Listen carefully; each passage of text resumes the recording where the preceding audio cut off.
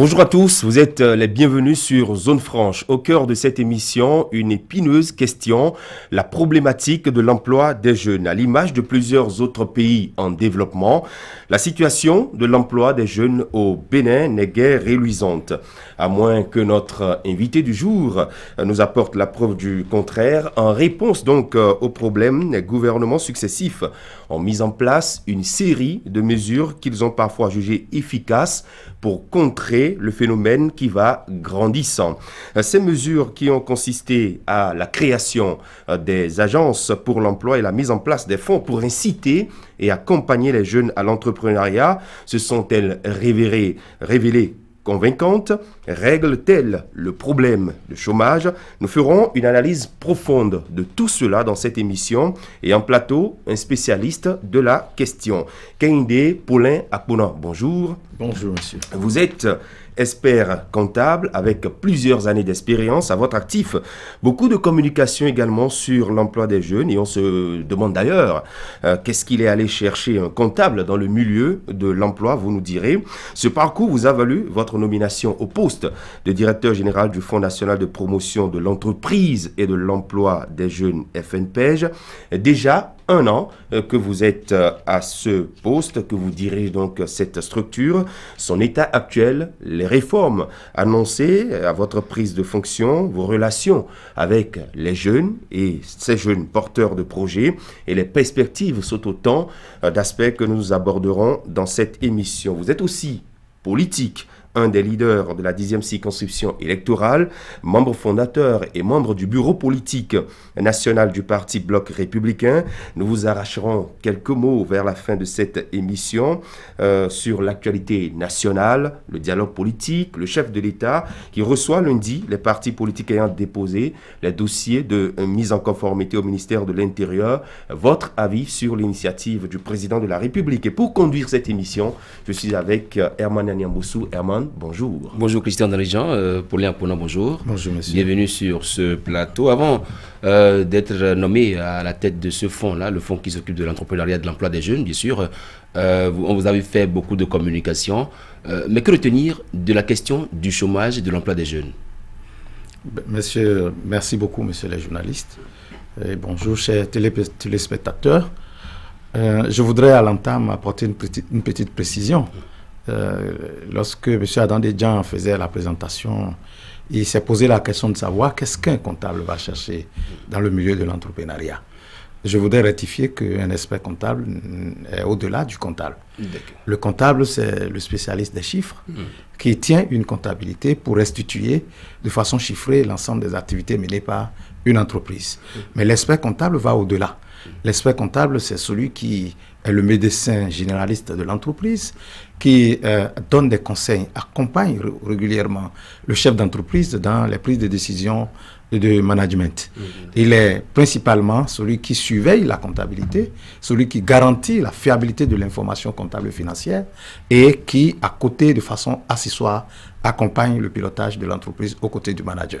Donc c'est un conseil avéré auprès des chefs d'entreprise. Pour revenir à la question du chômage, il est vrai, c'est une question qui me passionne particulièrement. Dès que nous allons rentrer dans le détail, je vous expliquerai bien pourquoi. Et la question du chômage est une question préoccupante. Dans tous les États du monde et plus particulièrement dans nos pays sous-développés d'Afrique. Le chômage, c'est l'état de quelqu'un qui a l'âge et qui a les compétences pour travailler, mais aussi qui veut travailler et qui cherche réellement à travailler et qui ne trouve pas. C'est celui-là qui est au chômage. C'est quelqu'un qui n'a pas de contrat de travail ou dont le contrat de travail a été rompu. Donc c'est un élément essentiel et à ne pas confondre avec celui qui, c'est vrai, il a le diplôme, mais qui ne cherche pas de l'emploi. Celui qui ne cherche pas de l'emploi ne peut pas être considéré comme un chômeur. Et celui qui a véritablement un emploi et qui travaille, donc c'est celui qui est doté d'un contrat de travail et pour lequel son employeur paye régulièrement des impôts et cotise pour sa sécurité sociale, pour assurer sa retraite après avoir fini de travailler. Est-ce qu'on doit parler, pour les apprenants, de chômage ou de sous-emploi? Parce que les deux termes s'utilisent comme ça. Non, les deux termes ne veulent pas dire la même chose. Le sous-emploi est entre l'emploi et le chômage. Ceux qui sont en situation de sous-emploi, ce sont généralement des jeunes qui ne travaillent pas, qui travaillent en dessous du temps normal du travail.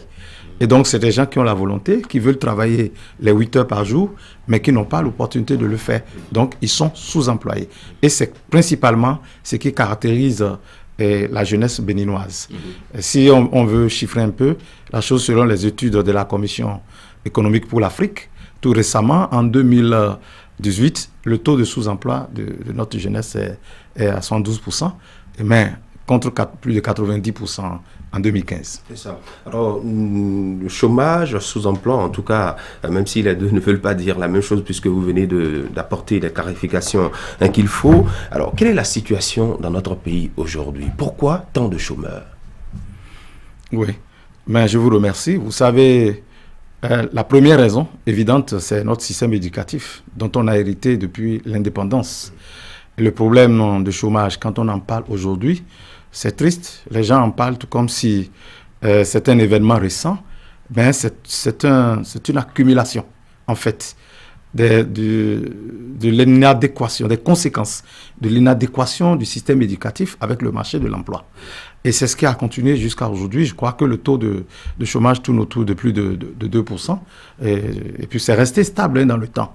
Et donc, voilà ce que je peux vous dire par rapport au chômage. Ce n'est donc pas un phénomène récent qui est lié à une situation d'incapacité de l'État actuel. L'État providentiel n'existe plus.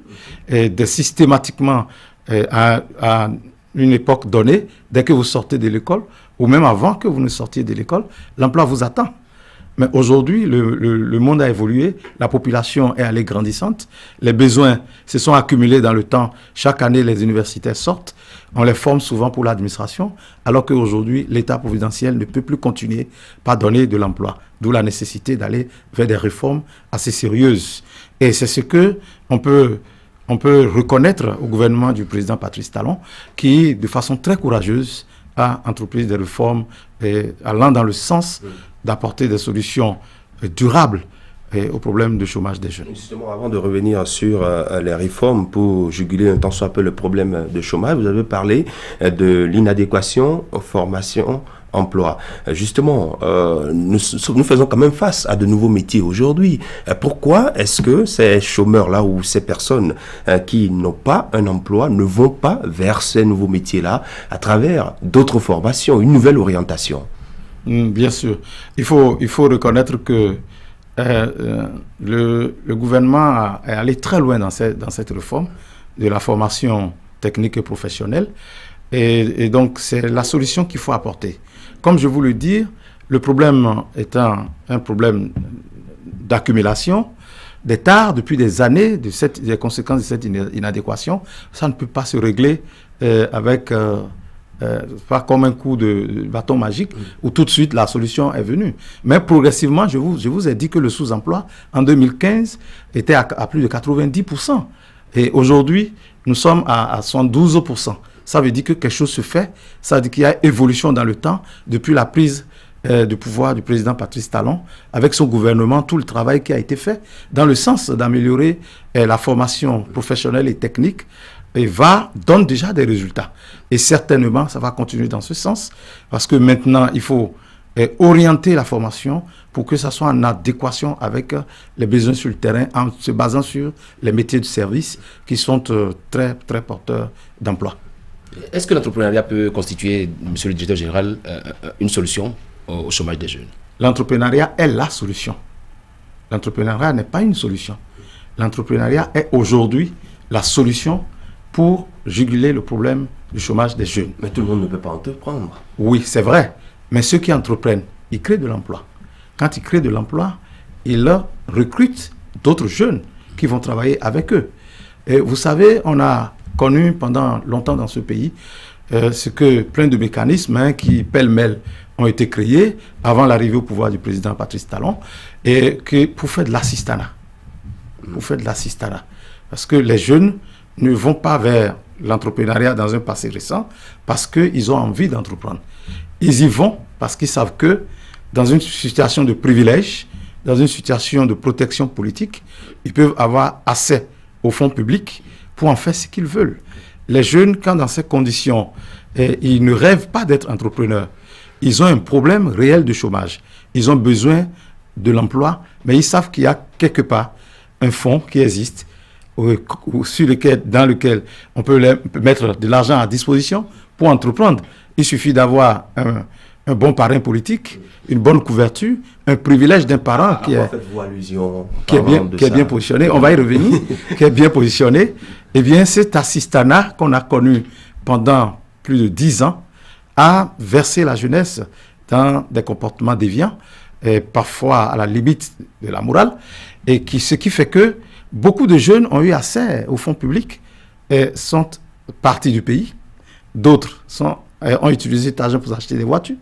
D'autres ont fondé des foyers au lieu d'aller effectivement vers l'entrepreneuriat. Simplement parce qu'ils n'en ont pas la culture au départ. Ils ont considéré les fonds publics mis à disposition comme un palliatif et ils sont allés vers. Et c'est cette situation d'assistanat qu'on a connue jusqu'à... Est-ce qu'il appelle plutôt un laxisme et un manque de suivi de ces fonds mis à la disposition des jeunes? Parce que des jeunes qui prennent des sous des fonds publics et qui vont se marier avec, qui vont acheter des voitures, qui voyagent avec. Est-ce qu'il n'y a pas eu ce laxisme à ce niveau? Bon, je dois reconnaître que on va pas jeter tout le tort sur les jeunes. Il est vrai qu'au départ, dans les conditions dans lesquelles ces jeunes-là sont financés, vous savez, je ne vous apprends rien, vous êtes restés dans le pays avec moi. Vous savez très bien comment ça fonctionnait. C'est à la veille des élections que les fonds sont souvent mis à disposition dans des conditions qui ne garantissent pas du tout la transparence. Lorsque les jeunes viennent, parce qu'on organise des jeunes pour faire de la propagande dans les rues et l'influence négative de la politique sur la gestion des fonds, les managers n'ont pas le choix que de démissionner ou de faire. Et majoritairement, ils ont fait le choix de faire. Ils ont fait. Donc, les conditions dans lesquelles les fonds publics ont été mis à la disposition des jeunes dans le temps ne garantissent pas la transparence, ne garantissent pas l'utilisation à des fins prévues de ces fonds et même pas du tout alors le retour de ces... Monsieur Paulin Apollin, vous l'avez dit, vous avez dit que l'entrepreneuriat est l'unique solution ou la seule solution pour sortir les jeunes du sous-emploi ou du chômage. C'est vrai que les gouvernements successifs ont eu quand même l'ingénieuse idée de de créer des agences, de créer des fonds à mettre à la disposition des jeunes. Est-ce que l'initiative n'était pas louable au départ, mais les gouvernements ont manqué peut-être de vigilance et d'orientation pour que cette solution soit efficace aujourd'hui? Oui, et je disais plutôt que l'entrepreneuriat est la solution. Je ne dis pas que c'est la seule solution. Oui. Même actuellement, l'État continue de recruter dans les secteurs où le besoin se fait sentir. Il est vrai c'est que face aux besoins, ces recrutements ne sont pas suffisants. Mais nous disons que, je réitère, que c'est l'entrepreneuriat qui est la solution aujourd'hui. Les outils ont été créés, des dispositifs ont été mis en place dans le passé par le gouvernement de fin. Ce sont des outils pertinents. Ce sont des dispositifs qui répondent à des besoins réels, mais malheureusement, qui ont été utilisés beaucoup plus à des fins politiques que de développement. Et c'est ça l'influence négative de la politique sur ces instruments qui auraient pu être des instruments de véritables leviers de développement économique et social. Donc la pertinence y est. Mais la manière dont ça a été géré, vous savez, je ne vous apprends rien, vous êtes informés, vous connaissez la manière dont la gouvernance publique avait été faite, c'est sous fond de dilapidation des fonds publics.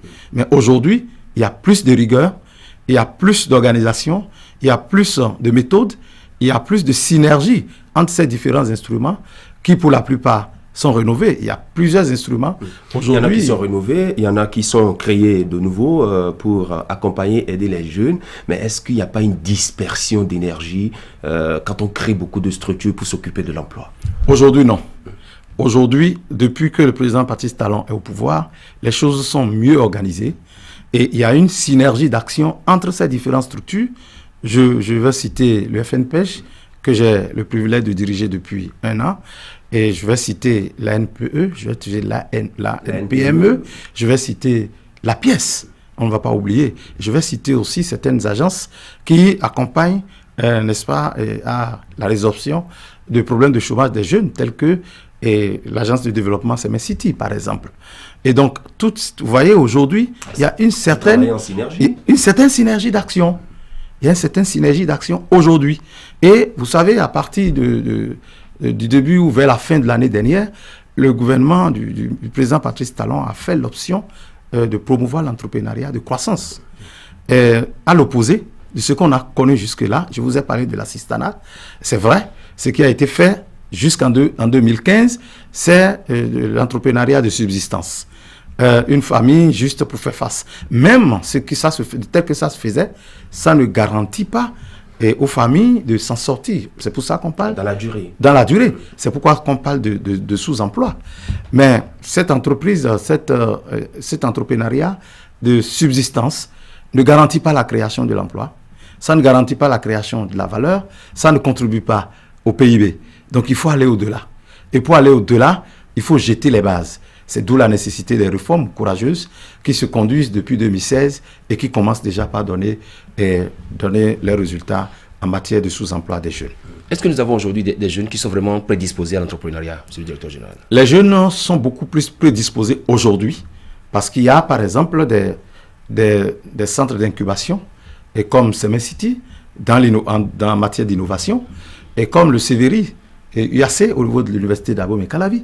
Il y a beaucoup d'autres centres d'incubation. Il y a des centres un peu comme les BPC, mais qui ont disparu par la suite. Oui, je vous ai dit que c'était de l'assistanat, c'était de la propagande politique. Nous allons essayer d'oublier ça pour aller de l'avant parce que bientôt 3 ans que des corrections sont en train d'être amenées. Vous savez qu'il y a des dysfonctionnements qui existent depuis l'indépendance. Et il faut le travailler. M. Patrice Talon est en train de payer pour l'irresponsabilité de certains dirigeants depuis que nous avons accédé à l'indépendance. Il est en train d'apporter beaucoup de réussites. Ce n'est plus discutable. Les résultats sont là, c'est palpable. Ce que nous pouvons faire aujourd'hui, c'est de continuer par faire ce travail de façon courageuse et aller de l'avant pour obtenir plus de résultats, je dirais. Donc, je vous parlais de l'entrepreneuriat. Oui, les jeunes sont beaucoup plus prédisposés aujourd'hui parce qu'ils sont préparés à la chose. D'ailleurs, le fonds que j'ai le privilège de diriger a également opté, s'est inscrit, il n'avait même pas le choix, s'est inscrit sur cette orientation du gouvernement que celle qui consiste à promouvoir des entreprises de croissance et a mis un dispositif en place pour aller vers la promotion de l'entrepreneuriat de croissance. Monsieur Okpona, la question paraît plus profonde parce que vous avez parlé de l'inadéquation entre la formation des jeunes et l'entrepreneuriat. Aujourd'hui, quel type de jeunes recevez-vous? Parce qu'on a assisté récemment au taux d'admissibilité de baccalauréat, 50%. Le jeune qui a eu son bac, est-ce qu'il est facilement, je ne sais pas, est-ce qu'on peut le prendre facilement, le mettre dans un centre d'incubation pour qu'il entreprenne? Oui, un jeune qui a le baccalauréat, pourquoi ne continuerait-il pas ses études? Pourquoi c'est vrai aujourd'hui... Surtout qu'on nous a habitués à être désaccords au Bénin. Hein. Quand vous avez le bac, tout de suite on veut servir l'administration. Bon, je crois que ça commence par changer. D'accord. Avec les réformes au niveau de la formation professionnelle et technique.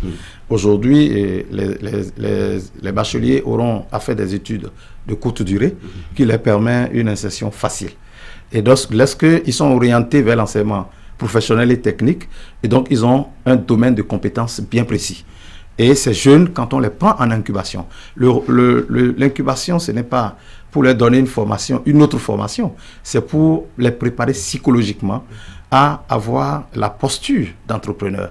Parce qu'un entrepreneur, il y a les aléas. Tout de suite, les jeunes, quand ils ne sont pas préparés à la chose, à l'événement d'un petit problème, les jeunes disparaissent. Ils n'ont pas le courage d'aller jusqu'au bout. Donc, cette incubation les prépare de façon psychologique. Mais il y a aussi le système de mentorat que plusieurs dispositifs sont en train d'adopter aujourd'hui. Ce système de mentorat veut qu'on envoie les jeunes après incubation vers des exemples de réussite du secteur d'activité qui les intéresse pour qu'ils obtiennent ce qu'on appelle le transfert de compétences, le transfert d'expérience et le soutien professionnel afin d'élaborer des documents, des business plans pertinents. Contrairement à ce qu'on a connu dans le passé où les business plans sont élaborés de façon théorique et de façon fantaisiste, juste dans l'optique d'aller prendre de l'argent. Vous voyez, et la dernière fois, j'étais chez un entrepreneur privé un couturier. Et quand on lui a dit, voilà, le directeur général du FNPEJ, il a tout de suite dit, oh, ils ne sont pas sérieux. Il n'a pas hésité à le dire. J'ai dit, mais mon cher ami, qu'est-ce qu'on t'a fait? Il dit non, que lui, il est venu avec un ami, il a déposé un dossier fiable quand il a fini son apprentissage pour mettre en place son atelier et ils ont refusé de le financer. Mais qu'à côté de ça, un ami qui a appris juste que lui, il allait déposer un dossier, qui a fabriqué juste un montage et l'a suivi, qu'il a été financé et lui n'a pas été. Mais il sait que son ami n'a pas investi les fonds. Dès qu'il a eu l'argent, il a disparu. Il n'a même pas fait un seul fonds d'investissement. Je dis, c'est vrai. Par le passé, on peut connaître ça. Et ce n'est pas forcément la faute des managers. C'est l'influence négative de la politique. Mais qu'aujourd'hui, avec le président Patrice Talon, la bonne gouvernance sous fond de lutte contre l'impunité et la corruption, tout manager aujourd'hui sait à quoi s'attendre en acceptant de s'engager dans le service public. Alors, quel type de manager ou d'entrepreneur avons-nous aujourd'hui au Bénin? Au Bénin, nous avons diverses sortes de managers, nous avons diverses sortes d'entrepreneurs. Ça, je vous le dis en tant que professionnel de la chose, pour vous dire que les entrepreneurs, on en a de plusieurs tailles, on en a de plusieurs niveaux de performance. Mais ce que je peux noter, les entreprises qui ont végété dans le privilège, dans le passé, qui n'ont pas été compétitives, sont en train de disparaître. Et une nouvelle génération d'entrepreneurs prêts plutôt à aller vers le respect des règles, le respect du code des marchés publics, le respect du code des impôts, le respect de la législation sociale émerge et commence par aller vers la croissance. Est-ce que ce n'est pas trop demandé pour de jeunes entrepreneurs? Oui, parce qu'on voudrait bien qu'ils puissent rembourser les fonds. C'est bien cela, monsieur le directeur? Non, les jeunes entrepreneurs ont bénéficié de beaucoup de mesures incitatives de la part du gouvernement. Les jeunes entrepreneurs bénéficient des exonérations au plan fiscal dans les premières années de façon progressive pour les aider à s'asseoir et à prendre le décollage. Alors, on incite les jeunes à l'entrepreneuriat. Voilà que nous avons quand même un petit environnement dans lequel ces jeunes devront se livrer une concurrence. Vers quel secteur d'activité pensez-vous et qui serait quand même bien que les jeunes s'investissent? Très bien. Ce n'est pas une question de secteur d'activité. Le problème qu'il faut régler, c'est le problème de gouvernance. Le problème qu'il faut régler, c'est le problème de gestion. C'est le problème de culture d'entrepreneuriat. C'est autant valable pour les jeunes qui entreprennent que pour ceux qui sont déjà en activité et qui sont... Parce que nous avons une faible culture de gestion à la tête de nos entreprises. Les rares entreprises dont les dirigeants ont une culture de gestion acceptable réussissent et s'en sortent, quel que soit le secteur d'activité. J'ai toujours dit tout récemment, au cours d'un forum, je crois avant-hier seulement, j'ai dit que le problème que nous avons dans l'environnement africain, ce n'est pas un problème de contrôle, ce n'est pas un problème d'audit. Le problème que nous avons, c'est un problème de gestion, c'est un problème de gouvernance, c'est un problème de management, c'est un problème de manque de compétitivité. Parce qu'on ne va pas en entrepreneuriat pour aller s'asseoir en privilège dans un secteur ou sur un marché public garanti, réservé, comme on a connu dans un passé récent. Il faut se mettre au travail. Il faut essayer d'aller vers la compétition. Si vous voulez être compétitif, vous devez commencer déjà par respecter les règles du jeu. Et c'est ce qui nous manque le plus dans le cadre, dans le petit marché dont vous parlez. Dans ce petit marché, et chacun doit pouvoir se battre pour conquérir sa part du marché. Et quel est le prix à payer? Le prix à payer, c'est la qualité.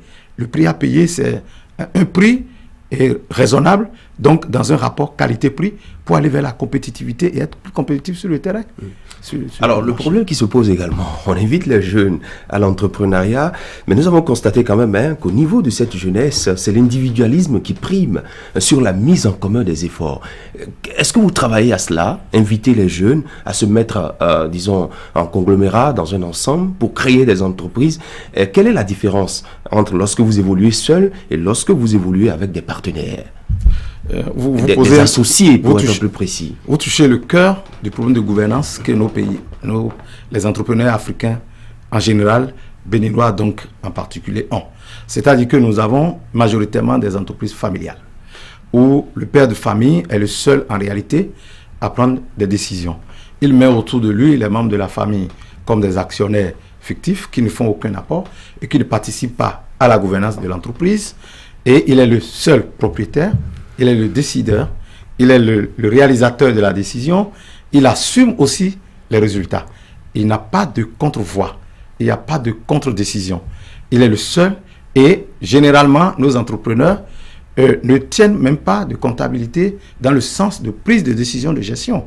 Ils tiennent leur comptabilité juste pour répondre aux obligations fiscales, de faire une déclaration fiscale et puis d'élaborer des états financiers en fin d'année.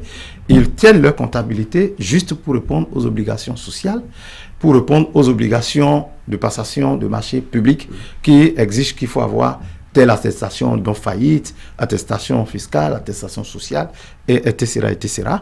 Ils gèrent leur entreprise juste sur la base de leur trésorerie. Quand ils regardent leur compte bancaire et qu'il y a un solde important, eh bien, ils tirent la conclusion que leur entreprise est bien gérée, leur entreprise est bien gouvernée. Mais ça ne devait pas être le cas. Et ils ne font appel qu'aux spécialistes, qu'est l'expert comptable, que quand les problèmes naissent. Or, ils devaient être même à la création de l'entreprise, se payer le service d'un spécialiste qui peut l'accompagner dans le meilleur choix de forme juridique qu'il faut, selon la nature de l'activité, l'accompagner dans la gouvernance qu'il faut mettre en place, puisque nous sommes dans un espace OHADA, et qui a mis en place juridiquement les organes de gestion qu'il faut pour les entreprises. Nous devons aller donc au-delà de ces entreprises de famille et créer des entreprises réelles avec des associés effectifs qui peuvent participer dans la prise de décision à travers les organes prévus pour les différentes formes de sociétés que nous avons et pas l'acte uniforme de l'OHADA. C'est un premier pas pour aller vers. Ce que nous suggérons aux jeunes et au niveau du FNPEJ, c'est de les réunir en association tout au moins. Et nous avons essayé de tester un peu quand on était en train de faire des réformes et que le conseil d'administration nous a autorisé à opérationnaliser le nouveau modèle que nous avons proposé pour le FNPEJ. Nous avons essayé de faire un test avec l'université, le centre Sévéry, l'université d'Abomey-Calavi, en mettant les jeunes en relation. Et ça, je profite de l'occasion pour remercier les responsables de l'université, le recteur et puis le directeur de ce centre, qui ont bien voulu nous faire ce test académique de façon gratuite et qui a fait que nos jeunes ont été mis en relation avec eux.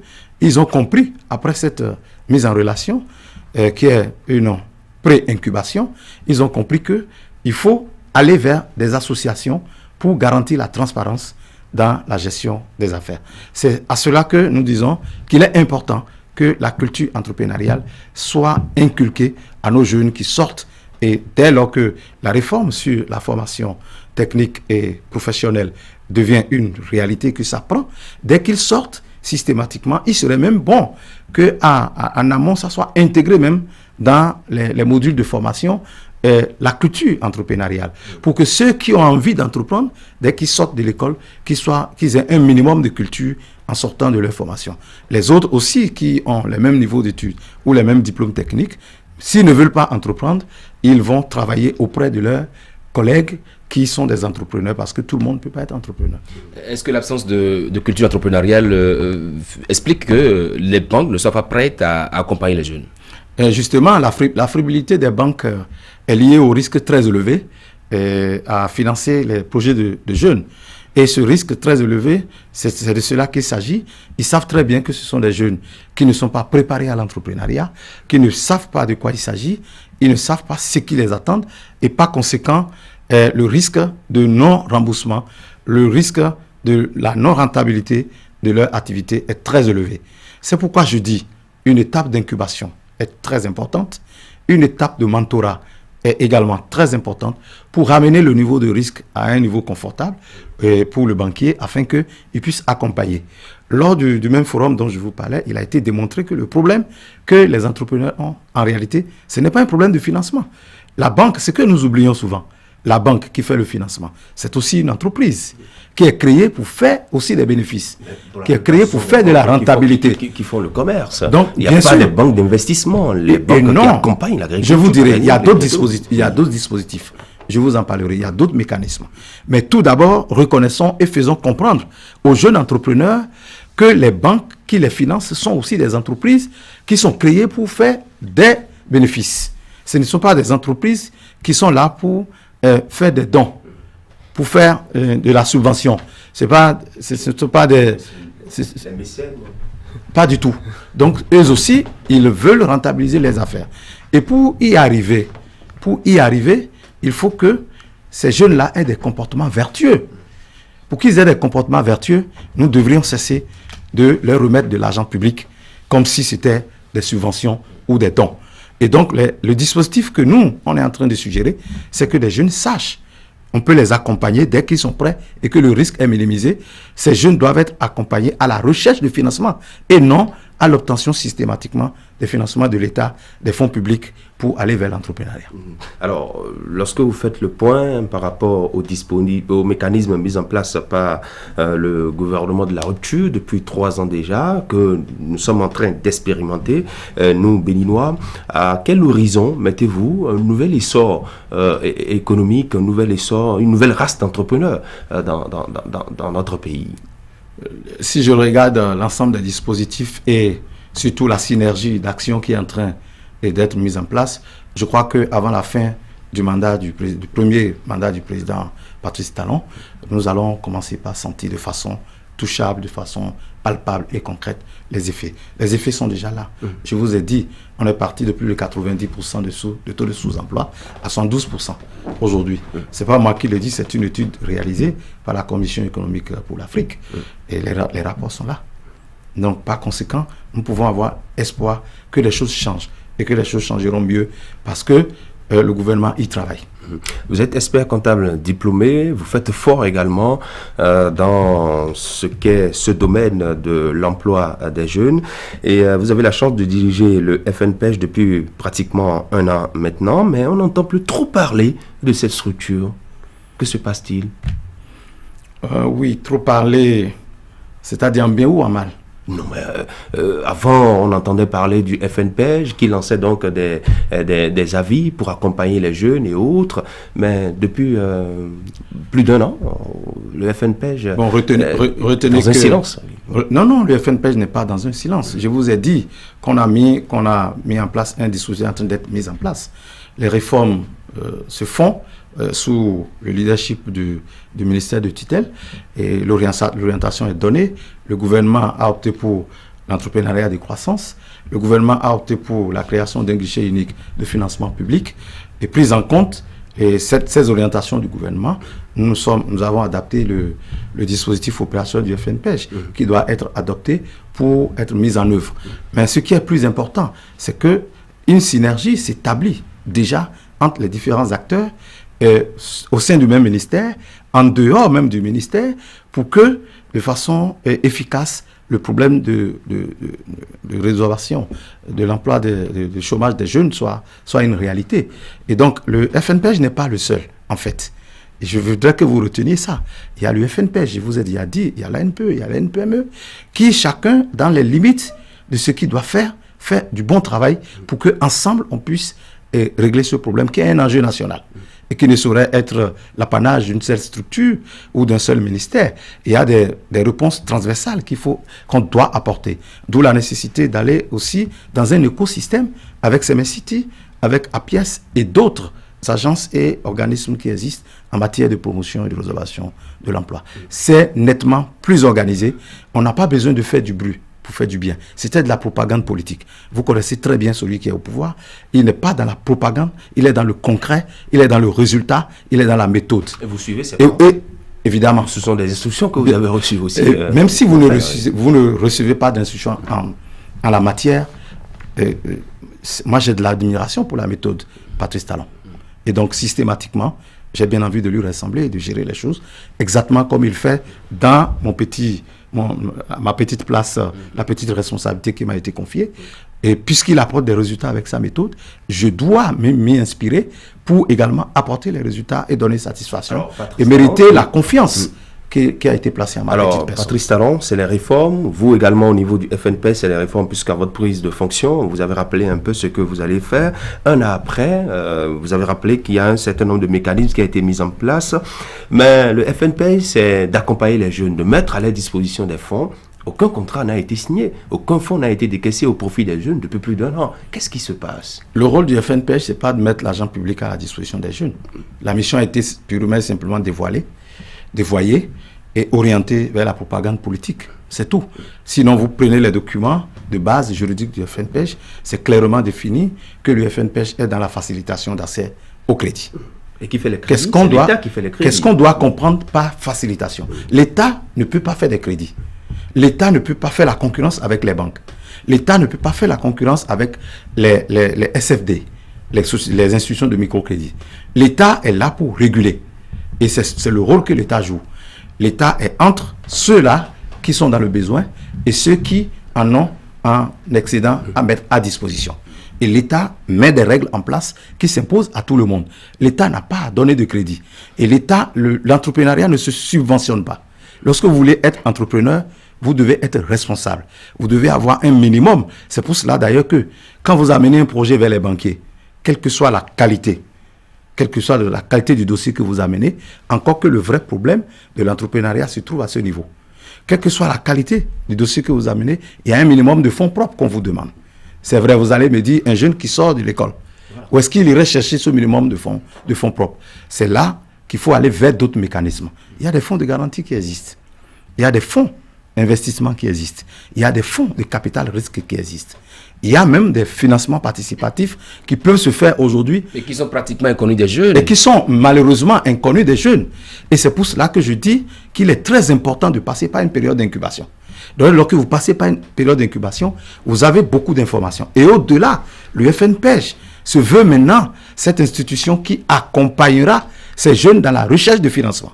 Le FNPEJ va se doter de compétences nécessaires pour orienter les jeunes vers là où ils peuvent trouver de bons financements, le financement adéquat au projet qu'ils présentent. Alors dites-nous à quoi c'est l'incubation?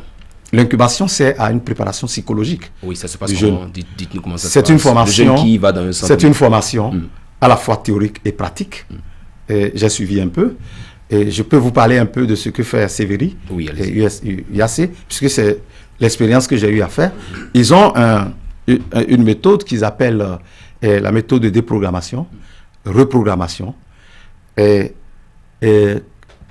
connexion à l'intelligence entrepreneuriale et à l'innovation. Donc, ils déprogramment le jeune qui vient avec ses peurs, avec ses craintes. C'est que ça, il est capable d'autre chose. On le déprogramme complètement. On enlève tout ce qui est mauvais en lui et on le reprogramme. Le reprogrammer, c'est lui dire maintenant, voilà, tu es capable de. Et il sort avec un mental assez fort pour devenir entrepreneur. Je n'en suis pas spécialiste. Eux, ils connaissent mieux les méthodes. Pour le peu que j'ai vous avez juste suivi, expérimenté cela. Vous avez partagé cela avec nous. Et vous avez fait le constat par le passé, oui, c'est vrai qu'à chaque veille d'élection, on voit le FNPEJ sur d'autres fronts, il y a eu des élections. Pourquoi est-ce que le FNPEJ n'a pas cru devoir financer des jeunes pour les élections passées? Voilà. C'est pour la même raison que la gouvernance a changé à la tête de l'État. Le président Patrice Talon n'est pas dans la propagande. Le président Patrice Talon est un homme de développement. Vous voyez ce qui se fait. On aurait pu le faire comme ça se faisait avant. Ce n'est pas les fonds qui manquent. Non, ce n'est pas les fonds qui manquent. Ce n'est pas des projets aussi que nous devons financer qui manquent.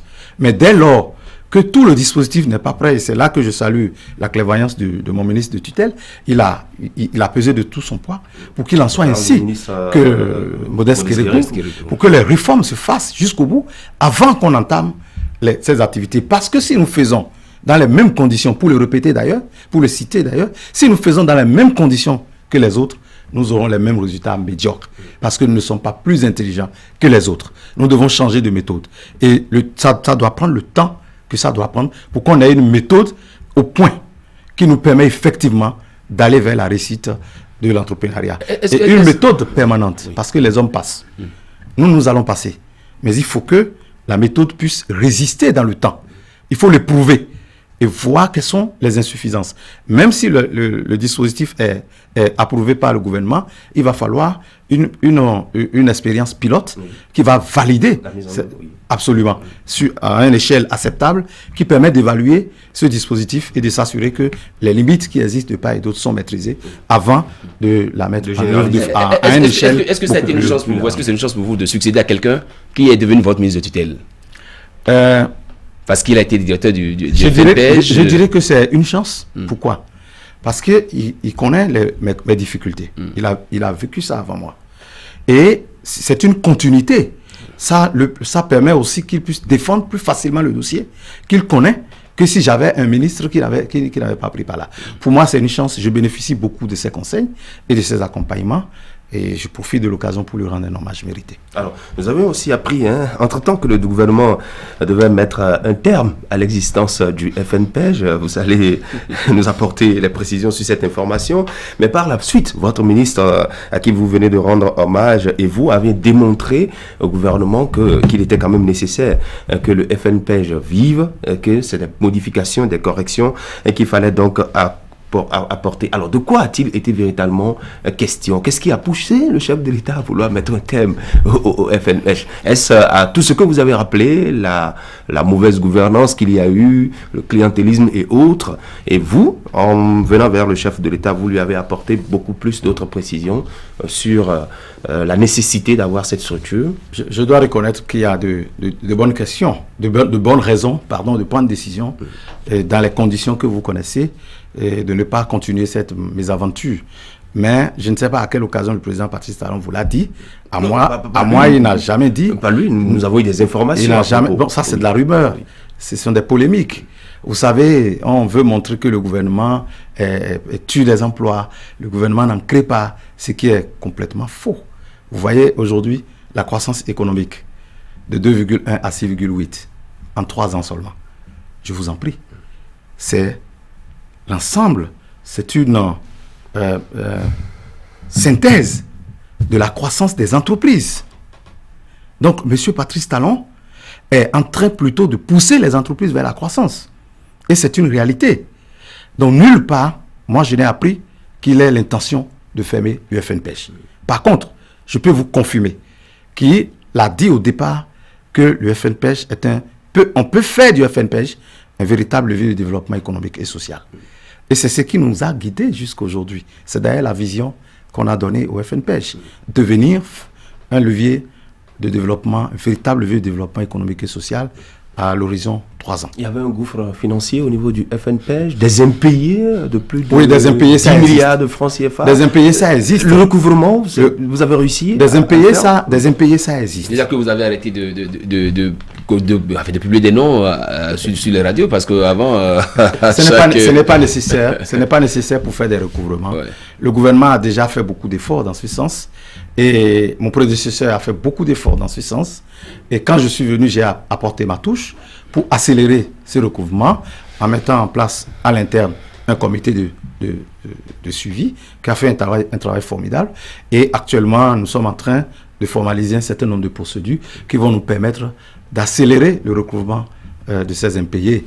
Vous savez, les conditions dans lesquelles, je vous l'ai dit maintenant, ces fonds ont été placés également ne facilitent la tâche à personne.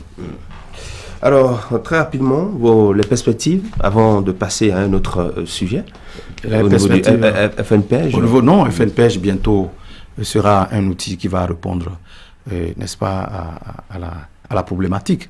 Moi, j'ai la ferme conviction que c'est un outil pertinent, qu'aujourd'hui, cet outil a été rénové, cet outil il y a une nouvelle vision qui est donnée à cet outil, il y a un bon dispositif opérationnel qui nous permettra, dès que ça va être approuvé par le gouvernement, de vraiment apporter des solutions à notre jeunesse. Je crois qu'il y a espoir, je crois même qu'il y a espérance pour cette jeunesse. Un nouveau Bénin est en train d'être construit par le président Patrice Talon. Les bons porteurs de projets vont bénéficier alors de votre accompagnement. Absolument. Comme cela se doit, vos relations avec les SFD, les systèmes financiers décentralisés. Les systèmes financiers décentralisés, eux, ils vont faire le financement à travers le FNM. Nous ne sommes pas obligés d'avoir un contact direct avec eux. D'ailleurs, depuis même avant mon arrivée, le FNPEJ a cessé de faire du financement direct. Ils ont fait le faire. Et quand ils ont évalué, c'est vrai, le résultat n'est pas plus reluisant que le financement direct, pour les raisons que je viens de vous citer. Et donc, avec la volonté du chef de l'État et de son gouvernement, avec l'implication directe du ministre de tutelle qui nous accompagne, avec tous les cadres qui travaillent à l'interne et surtout le conseil d'administration qui travaille de façon très sérieuse et qui accompagne ce que nous faisons, eh bien, j'ai bon espoir que très bientôt, un bon dispositif sera à la disposition de la jeunesse béninoise pour booster l'entrepreneuriat dans notre pays. Est-ce que finalement l'expert comptable diplômé se retrouve dans son marigot? Je suis dans mon marigot. Je vais vous faire une confidence. Mon mémoire a pour thème croissance des petites et moyennes entreprises au Bénin, rôle de l'expert comptable. Donc je suis en plein dedans. D'accord. Et les entreprises béninoises, depuis un moment, est-ce que vous sentez quand même qu'elles vivent mieux? Les entreprises béninoises qui sont compétitives vivent mieux. Et malheureusement, celles qui étaient dans des situations de privilège doivent se mettre à jour et savoir que nous sommes dans un Bénin au travail. Nous sommes dans un Bénin où tous les Béninois ont maintenant le même droit et que pour subsister et résister, rester et grandir, il faut être compétitif. On vous a vu animer une formation au CNCB, entre la théorie que vous développez en ce moment-là et la pratique maintenant. Est-ce que quelque chose a changé ou c'est... Non, rien n'a changé puisque j'ai été moulé dans la formation théorique et pratique. Quand on veut être expert comptable, on fait une formation théorique de longue durée et puis 3 ans de stage obligatoire où vous apprenez le métier, vous connaissez les méandres des choses. Et donc, cet instinct m'est resté dans tout ce que je fais. Je vais à l'essentiel, je vais faire les choses de façon pratique. Oui, au CNTB, je crois que c'était en 2018. Et oui, j'ai été invité à un séminaire pour expliquer aux jeunes les mécanismes que le gouvernement est en train de mettre en place. J'étais loin de penser que je serais mis à l'épreuve à travers le FNPEJ. Eh bien, c'était des mécanismes que théoriquement existaient, qui peuvent être adaptés au contexte béninois pour apporter des solutions. C'est d'ailleurs ce que nous avons fait au niveau du FNPEJ pour le doter d'un nouveau dispositif. À l'épreuve, ça a donné quoi? Les réformes depuis 1 an, qu'est-ce qui va être fait? Ce qui va être fait, c'est que je vous ai dit que vous verrez avant la fin du premier mandat du chef de l'État que dès lors que le dispositif sera réel, vous verrez, ça va être sur l'ensemble du territoire national. Parce que les questions d'inégalité doivent être réglées pour que les Béninois tous se sentent égaux.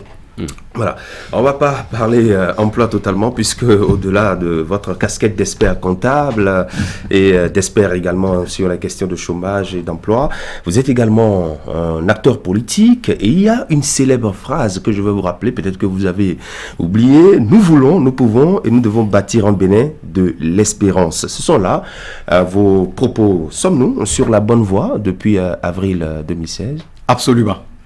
Nous sommes sur la bonne voie. Nous sommes très bien sur la voie et le cap doit être maintenu pour les réformes courageuses engagées par le gouvernement du président Patrice Talon. Je vous ai dit tout à l'heure, le président Patrice Talon est en train de bâtir un nouveau Bénin. Un Bénin au travail, un Bénin du mérite, un Bénin de l'excellence, un Bénin où tous les Béninois sont égaux. Donc un Bénin de l'espérance. Je confirme que je sais à quelle occasion vous avez... Je l'ai dit devant les étudiants à Parakou, parce que c'était important pour moi de leur parler. Le Bénin ne se limite pas à Cotonou. Je suis un acteur politique national et je le fais et je vais continuer par le faire. Et c'est passionnant pour moi, cette affaire de jeunesse, parce que il faut que la relève de qualité soit assurée et à tout prix. Et je vous dirai pourquoi nous devons maintenir le cap. Parce que quand on me parle de PAG aujourd'hui, je suis au plan national l'ambassadeur du PAG depuis décembre 2016. Et je dis que nous n'avons plus besoin de faire de la vulgarisation du PAG.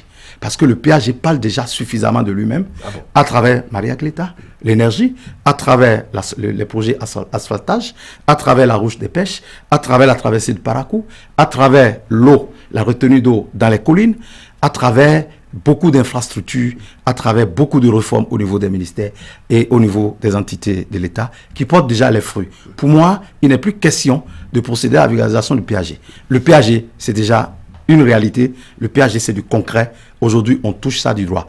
Vous allez remarquer que même ceux qui ne soutiennent pas les actions du chef de l'État ne disent plus qu'est-ce qu'il fait. Il ne fait plus rien. Vous allez remarquer que dans l'opinion, ça se dit. Et je salue cette honnêteté politique des opposants qui au moins aujourd'hui reconnaissent que oui, le PAG a beaucoup apporté pour le Bénin. Le PAG est en train de changer qualitativement le visage de notre pays, tant à l'intérieur qu'à l'extérieur. Les gens regardent autrement le Bénin maintenant. Le Bénin, effectivement, est en train de se révéler au monde. C'est plutôt surprenant ce que vous dites, parce que c'est plus rare de voir quelqu'un de soutenir comme ça le chef de l'État. Qu'est-ce qui fait la force de votre conviction? Ma conviction est basée sur la vision de l'homme de vision et de grandeur qu'est le chef de l'État et les résultats qu'il apporte. C'est des éléments sur des bases, je suis expert comptable, vous le savez.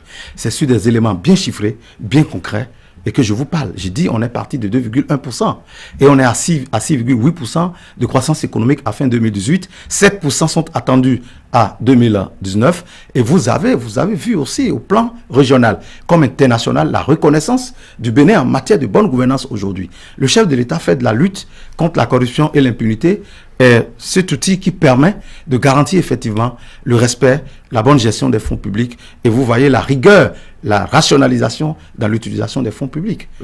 Non, soyons honnêtes et reconnaissons qu'on ne peut que soutenir un gouvernement qui va dans ce sens et de façon très engagée, alors, comme je le suis. Un acteur politique, ça nous l'avons dit, vous êtes membre fondateur du parti Bloc républicain, vous êtes d'ailleurs membre du bureau politique national de ce parti, arrivé deuxième après les législatives du 28 avril dernier. La réforme du système partisan, les législatives, les conséquences de cette réforme, qu'en dites-vous sur tous les plans, notamment politique, avec ce que nous avons vécu au lendemain des élections?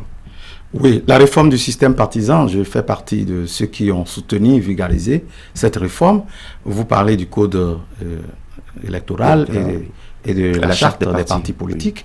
Oui, c'est une réforme nécessaire, c'est une réforme indispensable, c'est une réforme que nous devrions faire. Simplement parce que, je vous donne un exemple, au plan de l'unité nationale. Au plan de l'unité nationale, c'est une réforme qui a mobilisé. Quand vous prenez le parti du Bloc républicain, c'est composé des acteurs politiques du nord au sud, de l'est à l'ouest. Et même au niveau régional, ça nous a permis, par exemple, dans la 10e circonscription électorale, d'être beaucoup plus soudés qu'avant. Quand vous regardez les différents acteurs qui sont maintenant au sein du même bloc politique, on ne s'attaque plus. Nous sommes maintenant dans une synergie d'action qui forcément est bénéfique pour le développement de notre localité. Ça, c'est déjà un premier élément. Maintenant, si nous allons de façon plus profonde, regardez aux États-Unis, 2 blocs politiques. En France, 6 essentiellement. En Allemagne, 4 au plus. Et ces pays sont les plus grands pays du monde. Les plus grands pays du monde. Ne serait-ce qu'en s'inspirant de leur système partisan, nous reconnaissons la nécessité de nous réformer. Vous avez parlé effectivement des problèmes qu'il y a eu. Vous savez, et tout changement crée des problèmes, crée des mécontents, parce qu'il faut changer les habitudes. Mais ce sont des événements, hélas malheureux, mais qui sont derrière nous. Et je voudrais qu'on considère que ces événements sont du passé. Et prier Dieu pour que jamais, plus jamais, ce genre d'événements ne surviennent dans notre pays. Nous devrions compter sur la solidarité nationale et en appeler à la responsabilité des uns et des autres pour que ce qui n'a pas fonctionné, qu'on s'asseye et qu'on discute autour, pour que la paix règne, comme le Bénin est reconnu comme un pays de paix. Vous voyez, le chef de l'État est un homme de dialogue. Et ce n'est que par le dialogue qu'on peut effectivement régler ça. C'est en cela que je lui rends hommage. Je salue sa grandeur d'esprit en appelant demain, lundi, les différents partis politiques à venir à la table de négociation. Je remercie aussi les dirigeants de partis politiques qui se sont déjà prononcés favorablement à cet appel. Et je voudrais prier ceux qui restent, les prier de se rallier à ce dialogue national pour qu'une solution politique soit trouvée à une crise politique et que le Bénin redevienne le pays de paix et de démocratie que nous le connaissons. Qu'est-ce que l'acteur politique que vous êtes attend de cette concertation? Ben, je ne suis pas dans le secret des dieux, mais je dis dialogue. Vous savez, en politique, il y a ce qu'on appelle le paradoxe de Condorcet. Et mathématiquement, on dit 1, 2 supérieur à 1, 3 supérieur à 2, donc on déduit que 3 est supérieur à 1. En politique, c'est faux. En politique, ce qu'il faut faire, il faut être dans une situation perpétuelle de recherche de consensus. Donc le consensus doit être recherché. Et chacun doit pouvoir baisser un peu la garde et accepter que la différence de l'autre soit prise en compte pour que nous puissions aller de l'avant. Et en cela, j'ai vraiment confiance au président Patrice Talon, qui est un homme de dialogue. Il a prouvé à plusieurs reprises. Je crois que cette fois-ci, ce sera la bonne et que cette rencontre, nous allons une fois encore à travers cette rencontre surprendre le monde. Alors, vous attendez véritablement que le monde soit surpris de tout ce qui sera fait pour que la paix revienne au pays à travers donc le dialogue. C'est vrai que les législatives sont passées, chacun a tiré le son de tout ce qui est advenu. Alors, vous personnellement, sur le plan politique, qu'est-ce que vous souhaitez? Ce que je souhaite au plan politique, c'est déjà que nous puissions régler ce problème, ces différents, ces contradictions qui nous opposent, et que chacun puisse apporter sa contribution. Vous savez, l'opposition ailleurs participe à la gouvernance de l'État, soit en entrant directement dans le gouvernement, soit, bien qu'étant opposant, soit en agissant de façon réelle sur des secteurs où on estime que le gouvernement ne fait pas assez, pour montrer au peuple que si on prend le pouvoir, on ferait mieux. Et en tant qu'acteur politique, moi je souhaiterais que notre opposition fonctionne de cette manière-là, une opposition constructive qui doit accompagner, donner des conseils, critiquer quand il faut, mais accompagner ces critiques de propositions concrètes. C'est à cela que j'aspire pour notre paysage politique. Il était nécessaire, une fois encore je le redis, de faire cette réforme pour assainir l'environnement politique, ce qui est fait. Maintenant, les conséquences sont là, les mécontentements sont là. Il faut maintenant qu'on se mette ensemble, qu'on trouve des solutions pour que d'une manière ou d'une autre, notre opposition aussi participe de façon constructive à la gouvernance de notre État. Oui, Patrice Talon, quand il rencontrait une certaine classe politique, a dit que ce qui s'est passé le 28 avril, les 1er et 2 mai, ne ressemble pas aux jeunes béninois. Est-ce qu'il a vu juste? Il a vu très juste. Il a vu très juste. Je peux confirmer que cette jeunesse béninoise que je connais est incapable de poser ces genres d'actes. Mais je ne voudrais pas que nous retournions le couteau dans la plaie, puisque nous voulons aller vers la paix. Et le président de la République lui-même a dit qu'il pardonne.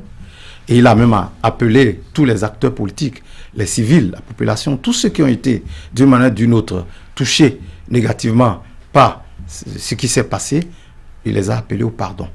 Et nous devons aller vers ça, vers la solidarité nationale, vers le pardon, vers l'acceptation de l'autre, afin qu'ensemble, on puisse trouver une solution qui nous permette de refaire l'image du Bénin. Voilà.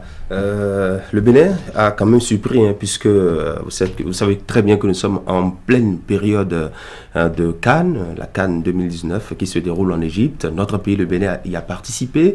Quelle appréciation vous faites-vous de cet accompagnement des acteurs politiques, malgré les divergences et autres? On les a quand même vus soutenir les écureuils du Bénin. Un peu comme vous aussi. Oui, absolument. Moi, je vois la main de la providence divine. Je dis que Dieu aime le Bénin. Pour le croyant que vous êtes? Pour le chrétien évangéliste que je suis. Dieu aime le Bénin. Parce que, vous voyez, cette coupe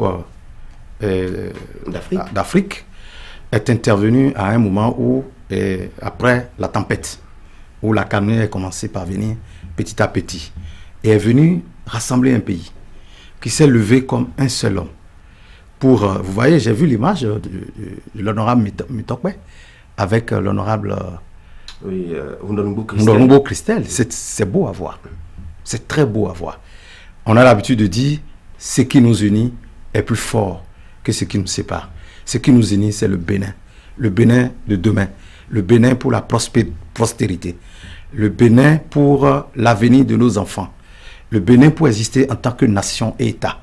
Et c'est ce que j'ai vu lors de cette Cannes, qui a réuni tout le monde dans un sursaut patriotique, où nous sommes tous levés pour soutenir ces écureuils. Même si il y a certains acteurs qui ont tiré il faut donner à César ce qui est à César, et à Dieu ce qui est à Dieu. Qu'est-ce que vous voulez dire par là? Je veux dire par là qu'il faut reconnaître que ça fait la partie des résultats obtenus par le président Patrice Talon. Depuis l'indépendance, le Bénin n'a jamais franchi cette étape. Et c'est grâce aux réformes qui ont eu lieu et au niveau du football béninois, grâce à sa lutte implacable contre la corruption, vous savez de quoi je parle, qui a permis que ce résultat-là soit obtenu. Nous pouvons au moins être honnêtes et le féliciter et remercier le chef de l'État et l'encourager pour qu'il continue les réformes qui sont très difficiles. Il faut être courageux pour le faire et c'est le Bénin qui va en gagner. Mais il y a deux acteurs politiques qui pensent le contraire, qui pensent que ce bilan n'est pas à mettre à l'actif de Patrice Talon. Ils disent que c'est parce que les jeunes ont joué, que bon voilà. Qu'est-ce que vous en dites? C'est vrai que nous sommes sur le terrain politique là. Je préfère qu'on qu'on les exhorte à la clairvoyance, tout court. Et même si on dit que ta mère est morte et tu refuses ta belle-mère comme mère, va rejoindre ta mère dans la tombe. Il faut reconnaître que M. Patrice Talon et son gouvernement auront beau faire, il y aura toujours des opposants et les opposants sont dans leur rôle. On ne peut pas refuser ça dans une démocratie. Mais nous devons avoir quand même l'honnêteté de reconnaître que ce sont les réformes engagées au niveau du football béninois avec la lutte contre la corruption. Les joueurs, ce qui leur revient, ça leur revient effectivement. L'encadrement a plus de liberté à positionner les joueurs. Il n'y a pas d'interférence. Vous avez vu le résultat. C'est la preuve que la rigueur, ça paye toujours. Le travail bien fait, ça paye. Et c'est sur ce chemin que le président Patrice Talon et son gouvernement, depuis 2016, engagent le Bénin. Est-ce que vous craignez que demain, par exemple, pour ce dialogue politique annoncé par, initié par le chef de l'État, qu'il y ait des absences? Je ne le souhaite pas et je ne crois même pas. Je crois que le sursaut patriotique va avoir le dessus, la solidarité légendaire du Béninois aura le dessus et que tous les acteurs politiques seront présents à cet appel.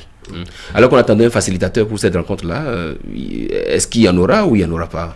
Est-ce que c'est nécessaire d'avoir un facilitateur dès lors que celui même qui a les commandes a fait preuve déjà d'ouverture d'esprit et de main tendue? On n'a plus besoin de facilitateurs. On a besoin de facilitateurs dès lors que les deux refusent de se parler. Mais il y a quelqu'un qui s'appelle Patrice Talon qui a donné la preuve que lui, il est prêt. Il a tendu la main et il appelle les autres à venir au dialogue. Donc on n'aura plus besoin de facilitateurs parce que la volonté politique est très affichée.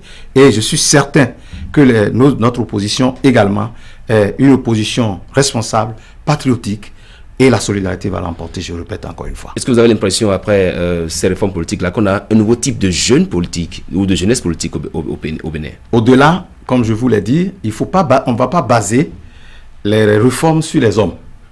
Il faut baser les réformes sur les structures. Oui. Aujourd'hui, nous avons des partis politiques bien structurés, mieux organisés, démocratiquement gérés. Sinon, je ne me retrouverai pas, par exemple, dans le bureau politique du Bloc républicain. Et donc, c'est ce que nous devions avoir, des partis politiques forts, engagés sur le chemin de la démocratie et du développement de notre pays.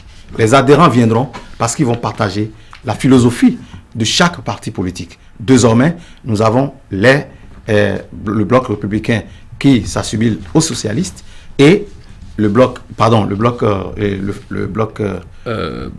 progressistes. Oui. Maintenant, le Bloc républicain, nous sommes des libéraux, nous sommes des économistes capitalistes, à visage humain. À visage humain. Et donc, il faut qu'il y ait d'autres qui vont parler de l'environnement, par exemple. Il faut qu'il y ait des centristes. Il faut qu'il y ait des démocrates pour qu'ensemble, on puisse avoir des structures fortes qui vont permettre le développement. On avait été habitué à une jeunesse qui était prête à applaudir. Est-ce que, membre du bureau politique du Bloc républicain, est-ce que vous prenez vraiment part aux décisions? Absolument. Notre parti fonctionne très sérieusement. Et nous cotisons de l'argent pour faire vivre le parti. Wow. Ah oui, sachez-le. Le Bloc républicain fonctionne correctement. Les décisions sont prises de façon collégiale. Et nous avons nos mots à dire dans les prises de décision. Ce que je vous dis est sincère. Et au-delà, dès qu'on ira au Congrès, bientôt, les décisions seront prises à la base. Les candidats seront proposés par la base. Et donc, c'est du sérieux. Hein? C'est très structuré. Et puis, il fallait ça pour que notre pays cesse de se baser sur les clubs électoraux où les décisions sont prises par celui qui est le bailleur de fonds, qui apporte beaucoup plus d'argent. On passerait à côté, nous sommes 14 juillet. La France, oui. Un mot sur l'indépendance, le 14 juillet, c'est... Bonne fête à la France. Oui. Et nous, dans 2 semaines, on est où? Ça fera 59 ans. Absolument. Absolument. Je crois que c'est une fête ce sera une fête de fierté pour nous, d'avoir connu un président comme Patrice Talon qui est en train de changer qualitativement le Bénin. Cette fête, on le fera avec beaucoup de fierté, et beaucoup de fierté d'être béninois, dans les conditions. Voilà, Kehinde Paulin Apollon, nous sommes pratiquement au terme de cette émission. Nous vous accordons encore quelques secondes pour votre mot de fin. Mon mot de fin, c'est un appel que je vais lancer à l'ensemble des Béninois, mouvanciers comme opposants, jeunes comme grands, et femmes comme hommes, pour que ensemble nous nous mobilisions pour soutenir les actions du chef de l'État, et l'encourager dans les réformes qui portent déjà les fruits. Et lever le ton quand ça ne va pas, c'est vrai, mais faire des propositions constructives pour l'accompagner, pour que le Bénin soit vraiment un pays révélé à lui-même d'abord, à l'Afrique et au monde. Et à l'endroit de cette jeunesse en quête d'emploi? La jeunesse en quête d'emploi, je l'appelle à un peu de patience. Juste un peu de patience. Et le gouvernement fait des réformes très qualitatives qui vont permettre de régler de façon sereine, pérenne et durable le problème de l'emploi des jeunes. Et vous aussi, vous êtes disponible pour accompagner les jeunes un peu comme vous le faites tout le temps et au quotidien. Merci. Absolument. À vous, Herman Adiamboussou. Merci à vous, amis téléspectateurs. Nous sommes bien 14 juillet. La France fête son indépendance. Honneur aux Français. Zone franche a reçu pour vous, pour votre éclairage, Kenide Paulin Akbonan, expert comptable diplômé, directeur général du FNPEJ. Il est également acteur politique. Merci de nous avoir suivis. Merci, monsieur le directeur général du FNPEJ, expert comptable diplômé. Merci d'être passé. À très bientôt. Merci.